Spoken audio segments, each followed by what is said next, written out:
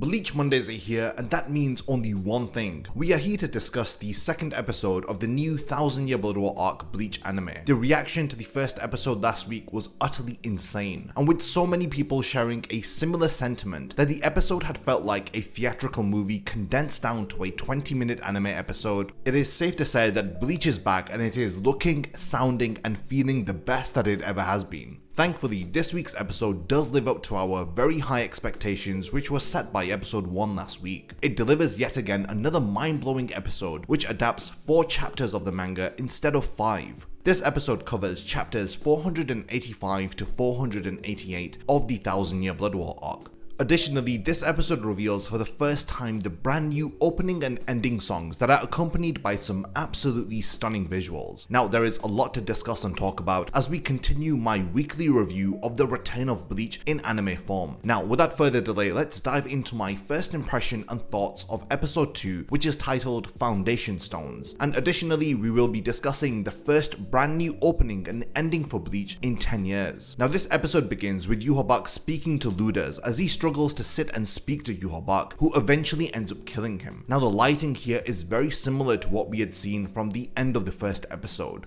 It is difficult to fault the incredible lighting that Taguchi uses to emphasize Silburn. After this very short clip of Yhwach speaking to Luders, we see the episode title card Foundation Stones written on Luders' severed arm, which is an amazing but very violent touch. Now, this brief introductory scene is followed by the incredible new Bleach opening, which features the song Scar by Tatsuya Kitani. Let's begin by going over the new opening song and the accompanying visuals. In an earlier video, I spoke about how Tatsuya Kitani's song Scar was personally picked by Kubo to feature as the new opening song for the 1000 Year Blood War arc anime. Last week, we were given a preview of Kitani's music via the full version of Kitani's song Rapport, which featured during the end credits of episode 1, which had paid tribute to the first 366 episodes of the 2004 Bleach anime. Now, this opening song I was initially expecting to sound a bit more moody and somber in tone, especially considering the dark nature of the 1000 Year Blood War arc. Personally, I was wanting something similar to Full Metal Alchemist Brotherhood opening 5, which features the song Rain by the band Sid. Now, these guys also did Bleach opening 13 Rambuno Melody, which is an undeniable fan favorite. But coming back to Scar by Tatsuya Kitani, in terms of music alone, it is a really upbeat song, and it sounds like a very modern shonen anime opening. It is a song that has really grown on me over time, but upon hearing it for the first time, I did wish that it was a bit more somber and moody. Something that I feel like the ending song nails perfectly, but rest assured I will definitely be talking about that later on in the video, trust me, because the ending song has completely blown me away. Now, we know that the Bleach 1000 Year Blood War arc anime will in fact have 4 cores, and this is most likely the first opening and ending in a series of 4 that are planned by Studio Pierrot. This opening song is definitely one that you will love after every listen, and it makes me feel better knowing that Kubo has actually handpicked this one out of several options. Kitani's vocals are amazing, and I love how the song drops and picks up in this very lively eruption, with Kitani really singing his heart out, giving us another very memorable and catchy Bleach opening to add to the classic 15 openings that we all love and adore. Now, in terms of visuals, it begins with a panning shot of the ground of Karakura Town as it zooms out to reveal Ichigo, Orihime, Chad, and Uryu walking with this iconic pink sky that casts a pink light over the entire scene, as we see pink reflections off of the characters' clothes and the background. Now, this pink sky and lighting remains for the entirety of the opening, as we then cut to a shot of Ichigo quickly looking up in his Shinigami attire, and then the Bleach logo appears on screen with this amazing pink effect. We then see an image of Ichigo which is in reference to a colored manga page that was drawn by Kubo at the start of chapter 685. Now, this rendition within the opening sees Ichigo in a very monotone color as he takes up a very similar pose but with this iconic pink sky behind him. Now, this pink sky really emphasizes the clouds that are moving across the sky. We get similar types of shots of Orihime, Chad, and Uryu here. They're all also looking really cool and somber. We see Chad jogging and Uryu looking down at his Quincy cross, with Ichigo then also looking down at his substitute Shinigami badge, with this amazing reflection of the sky on the ground of Karakura Town. It is clearly raining in the scene, and this puddle of water on the ground perfectly reflects this pink lighting. We then get to see some stunning visuals of the Gotei 13 standing in various areas of the Serete. The direction and cinematography here is superb, and there is a wide variety of angles and perspectives used to showcase the captains and their lieutenants. We then cut to some very spoiler territory with Ichigo and his Asuchi that is kneeling before him, and we knew that the opening would foreshadow some key moments of the anime, but I had no idea that we would be getting some post everything but the rain content here. Then we get a stunning visual of Old Man Zangetsu as we zoom into his badass shades and we see Yhwach standing from behind. Now fascinatingly, we get a brief glimpse of what appears to be Uryu flicking through some pages, followed by a Quincy cross that is hanging from its chain, and then this very cool shot of Uryu holding up the Quincy cross over his right eye. Now, is this a hint of additional scenes that are going to be involving Uryu? Now, is this a hint of some additional scenes involving Uryu and his father? As we certainly saw hints of this in the trailers leading up to the first episode. Now, this brief moment within the opening could be in reference to Uryu reading about the history of the Quincy here.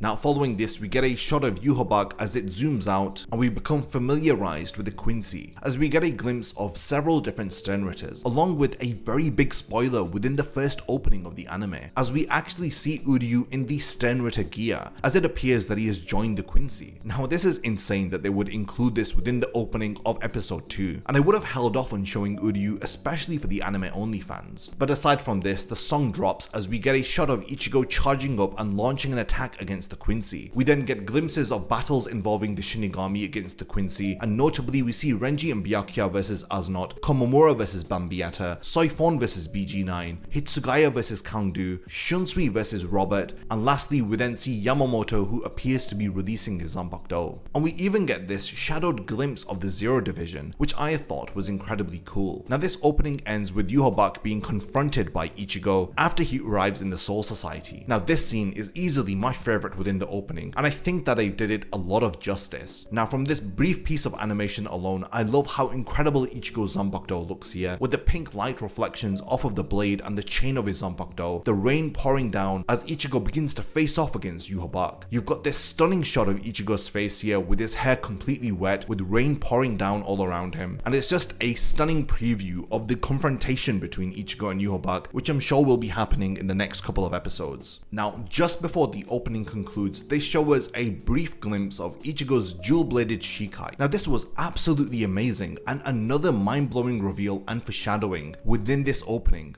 We then cut to the Bleach title card as the pink fades away into black. Now the visuals for this opening were absolutely mind-blowing, and it's even better after having paused through some certain scenes to make out what on earth they were foreshadowing, and the hints that they have dropped within this opening of some very major scenes. Now the episode begins where we had left off from earlier, with Ryunosuke, Uryu, Chad and Orihime still in Ichigo's bedroom. This is a very light-hearted moment taken straight out of the manga, and here Orihime speaks to Uryu about how she is happy that the two, as we see Orihime speaking to Uryu, as she expresses that she is glad that Uryu and Ichigo are actually starting to get along now. Ichigo then returns as we get some very somber visuals and sad music as the gang are informed of the passing of the 1st Division's Lieutenant Sasakibe. They learn about how the Soul Society was infiltrated by a group of intruders. We learned that one of the Sternritters had actually taken out 116 members of the 1st Division in a battle that had only lasted 182 seconds. It was during that battle that the Lieutenant Chojuro Sasakibe was fatally wounded. He was rushed into the 1st Division barracks where he had eventually died. Ryunosuke learns about the funeral of Sasakibe, and so does Ichigo and the others.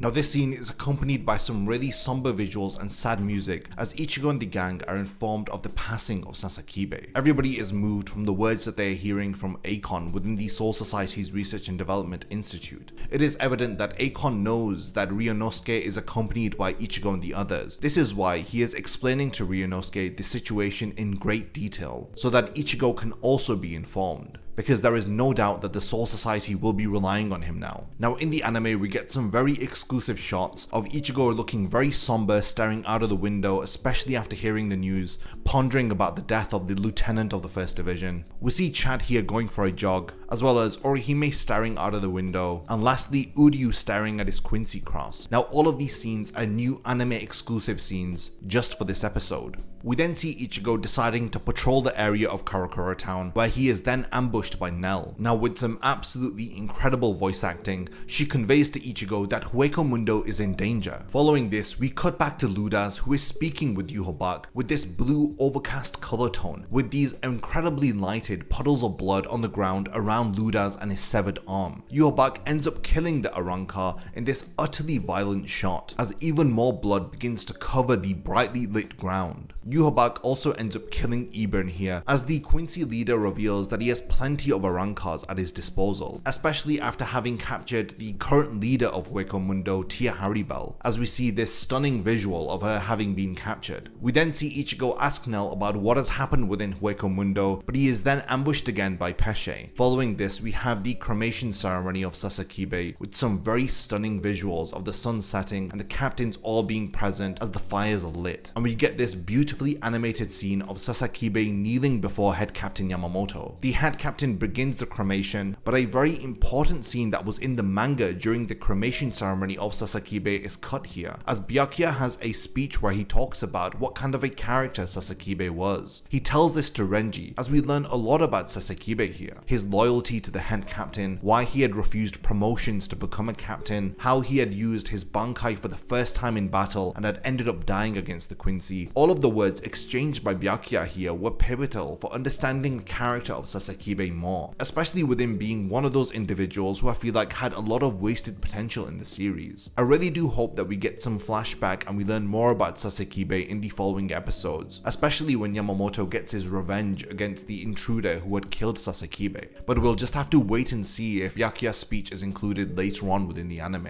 I definitely hope that it will be. We then cut to Ichigo's bedroom, which appears to be the headquarters of operation, as the gang are talking about the situation within Hueco Mundo. Now during this scene, Pesce explains about how Yhwach and the Quincy had invaded Hueco Mundo. It is here where we get an incredible flashback where we learn about how Haribel was captured. We get some stunning visuals of Yhwach in the sky of Hueco Mundo. We see Haribel pinned to a wall, and I absolutely cannot believe that we are getting a glimpse of Haribel being captured, with Yhwach in the sky ominously charging up his energy. Now continuing on with this anime exclusive scene, Nell and the gang are actually told by Haribel to get away from Hueco Mundo, to escape. We know that Pesce and Nell were able to escape, but Dondachaka had actually been caught by the Quincy. We then continue with this brief glimpse of Haribel versus Yhwach, and I cannot believe that we actually got to see the battle between Haribel and Yhwach, despite the fact that it was very short. If you look very closely here and you pause the shot, you actually see Yhwach using the shadows to transport Haribel into Sealburn, and I think that this was an incredible inclusion within the anime, and it was something that we all wanted to see within the manga. I'm so glad that we got to see it here. Now following this scene, Ichigo and the gang actually agree to help Nell and Pesce, but Uryu disagrees to help them, since it's the job of the Quincy's to eliminate Hollows, not to save them. Ichigo is completely fine with Uryu's decision, as we then see Urahara sat in Ichigo's window, which takes us to the halfway mark of this episode. He explains how he will facilitate a way for them to travel into Hueco Mundo and to help them with their plan. Now, the halfway mark of episode 2 Foundation Stones, we see a sketch of Haribel and her Fractions with the text Arrancar in the top right, of course with the episode number and title, which is similar to the mid-roll card that we saw during episode 1, where it was a sketch of Ichigo with Shinigami in the top right, with again this pink background.